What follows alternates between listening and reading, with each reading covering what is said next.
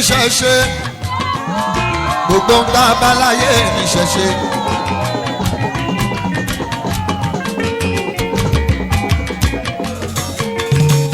ìgbà méjì ó lé nìkan ní gbogbo òrìṣà tó ń bẹ láyé.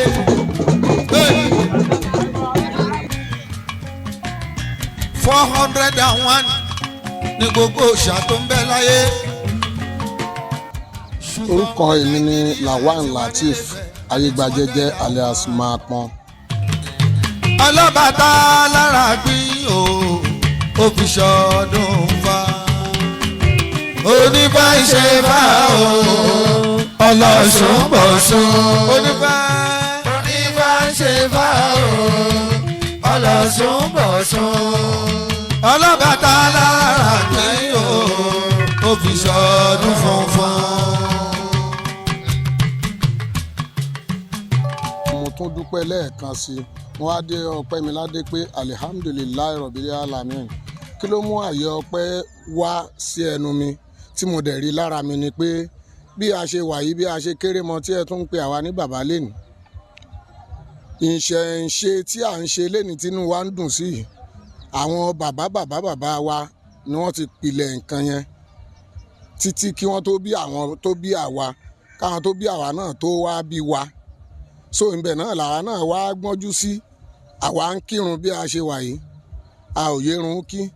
bẹ́ẹ̀ tí iṣẹ́ ń ṣe yìí lọ́la pé agbọ́njúba lọ́dọ̀ àwọn bàbá wa ní dádì èmi dẹ̀ kírun kú yín fún ọjọ́ tí wọ́n fẹ́ kú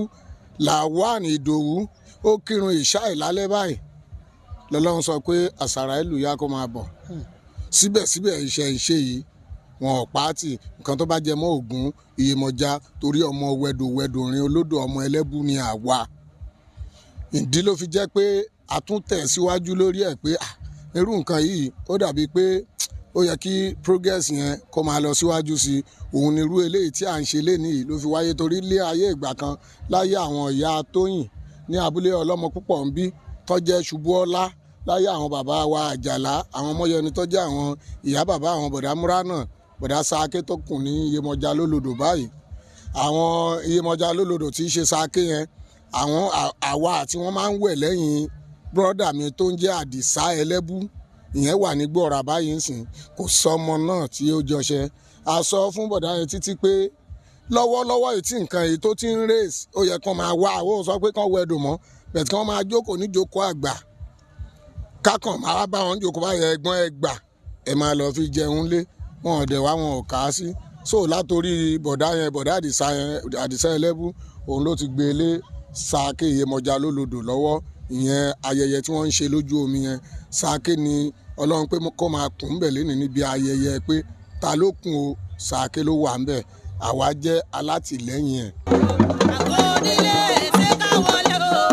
àgọ́ àlejò ṣé ká máa bọ̀ ìyá ń bọ̀ àgọ́ lọ́nà oore yèyé máa ń bọ̀ àgọ́ lọ́nà Ọ̀ṣun máa ń bọ̀ àgọ́ lọ́nà Ọ̀làdé Kòjú àgọ́ lọ́nà oore yèyé máa ń bọ̀ àgọ́ lọ́nà ìyá mi máa ń bọ̀ àgọ́ lọ́nà Adé Kòjú ẹ̀gọ́ra tí ń gbénú omi ẹ̀wù jí alágbó lódò ni mò ń kí orúkọ bíi tí a wà yìí à ń pè ní abúlé ọlọ́mọ púpọ̀ tí kò sì yípadà tí ò yípo láti ìbẹ̀rẹ̀ pẹ̀pẹ̀ tí kò dẹ̀ ní yípo títí bìláwò àfihàn fèrè ọlọ́mọ púpọ̀ ní orúkọ abàyè ń jẹ́ bẹ́ẹ̀ tí èmi gangan tí mò ń bá ń sọ̀rọ̀ tí ẹ̀ ń béèrè ọ̀rọ̀ lọ́wọ́ mi àwọn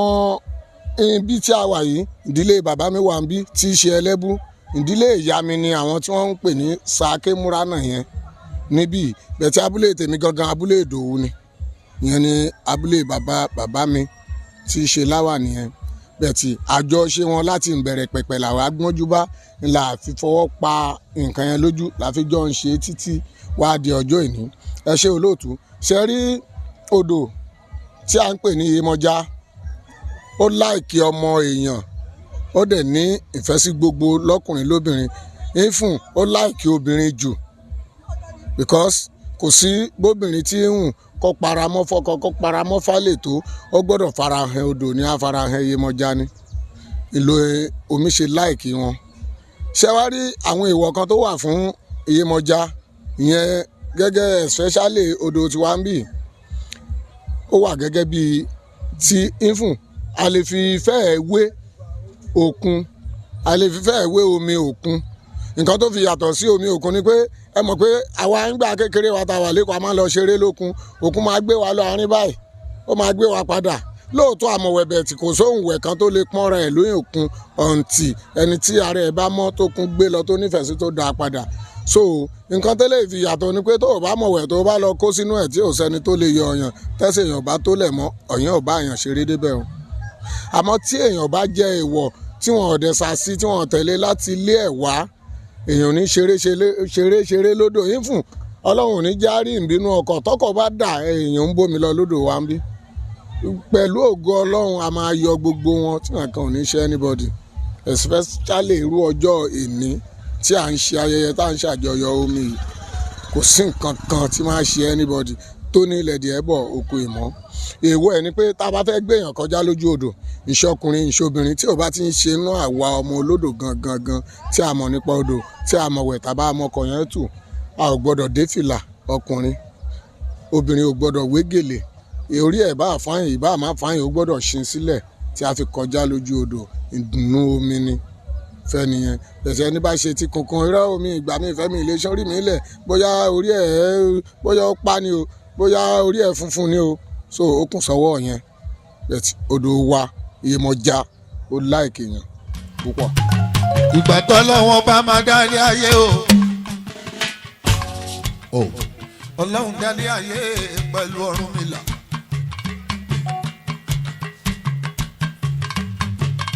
tọ́ bá ní ká sọ̀rọ̀ ilé ayé Ọ̀rúnmìlà kan ló lè sọ. Wọ́n ní lóòtítọ́ bí a bá bí mi níbejì àáyá nǹkan ọ̀dẹ̀ lè dọ́gba àdẹ̀ lè sùn akọrí da ibì kan náà. Àmọ́ gẹ́gẹ́ bí èmi ṣe fojú wò ó, kò yẹ kí agbọ́njú bá nǹkan nídìílé òbí èèyàn ká pa á tì. Ifun nǹkan tí à ń ṣe yẹ mọ̀ pé mo sọ pé èmi bí mo ṣe ń bá yín sọ̀rọ̀ yìí mò ń kírun. Wọ́n mọ̀ mí nílé níbi tí mo kọ́lé sí nídìílé ìyá nídìílé bàbá pé àáfàá ni mo máa ń kírun tí mo fọwọ́ ẹ̀ gbáyà. Bẹ́ẹ̀ tí ìṣẹ̀ǹṣe bá ti dé pé nǹkan ìṣẹ̀ǹṣe báyìí o màá lọ síbẹ̀. Ìmàlẹ́ ò pé kí n má ṣe ẹgbẹ́, àwọn olórin kan á ní ìmàlẹ́ ò pé má ṣe ẹgbẹ́ nìyàbọ̀ bí mi, ìmàlẹ́ ò pé má ṣe ẹgbẹ́. So èmi mo nígbàgbọ́ pé Ọlọ́run ò bínú sí ẹni tí ò bá ti pa ìlànà tiẹ̀ tí kò bínú sí. Àmọ́ ohun tó bá ti gbọ́njú bá yẹn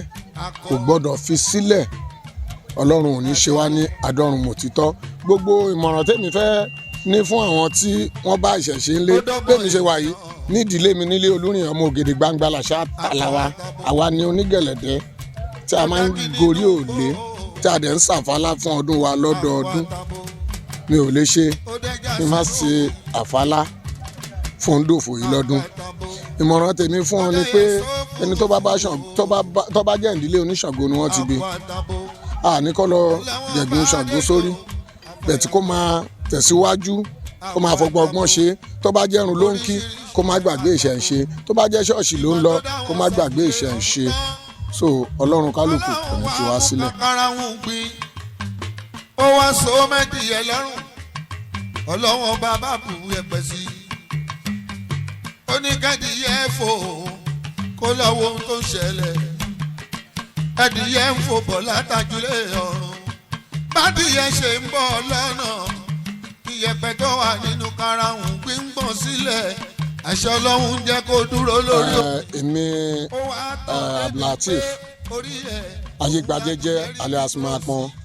mo ní láti máa ṣe àdúrà fún lọ́kùnrin lóbìnrin lọ́mọdé lágbà lónlé lálejò tí wọ́n wá síbi ayẹyẹ ọdún Iyemọja 10/10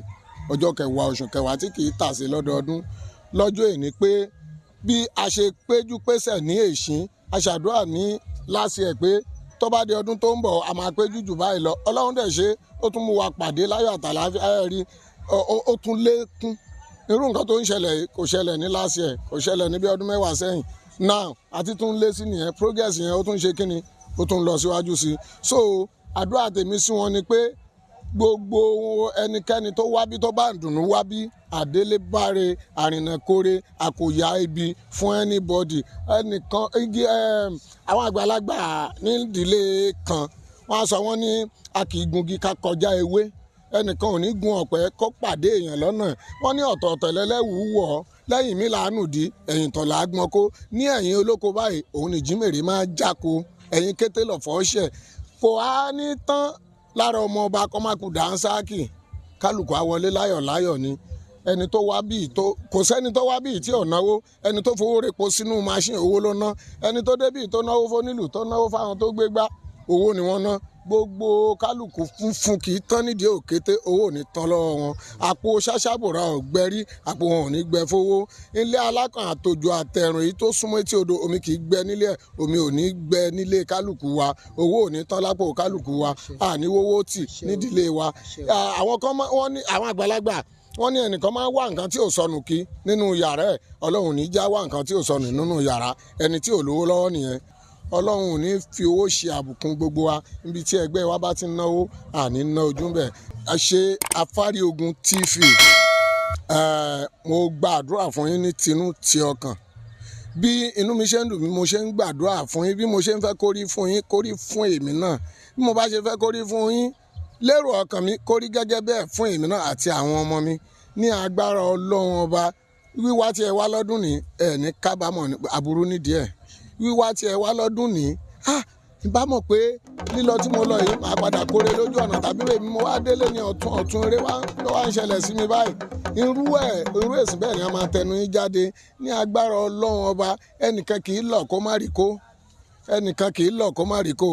ẹnìkan kì í lọ kó má rí kó òkè ẹ jẹ́ ń lò ní èdè Ifá kan fún yín ní àwọn babaláwo tèmi wọ́n máa ṣẹnu rere kífá wọ́n ní ọ̀tún mi owó òsìn mi dùgbẹ́ ọmọ ó dífá fún ọmọ akóyè méjì ṣe ẹ ṣe tí alẹ́ bá lẹ́ òṣùpá máa dájà fúnra wọ̀ tí ọlọ́gbà bára gbà kọ́lé ọlọ́gbà ní gbà ẹ máa sọ pé owó ọkùnrin ẹ̀yin sọ pé owó obìnrin ẹ sọ pé owó ọmọdé ẹ sọ pé owó àgbàlagbà ẹ̀yin sọ pé owó onílé àti owó àlejò ẹ pé kan kò ní fò mí ru kò ní fò èmi láti fò Àlàní ọmọ Kẹ́hìndé ọmọ Láwàní ru bẹ́ẹ̀ ni yóò rí làhàúlà wà láàkúwátá ìlà àbílà ìlàsì Jésù Kristi Olúwa wa eriwo ya gbó àyàtọ̀ àyàjàyàmú ọmọ eriwo ọ̀sìn pé orúkọ tèmi ni Lawan Lateef Ayégbàjẹ́jẹ́ alias Maapọn olórí oko baálé ní abúlé Ìdòwú èmi náà tún jẹ́ ọ̀kan nínú àwọn landlord association ní Òkè Àyín Ìgbọ́ọ̀rà tuntun a ò ní pàdé ayé.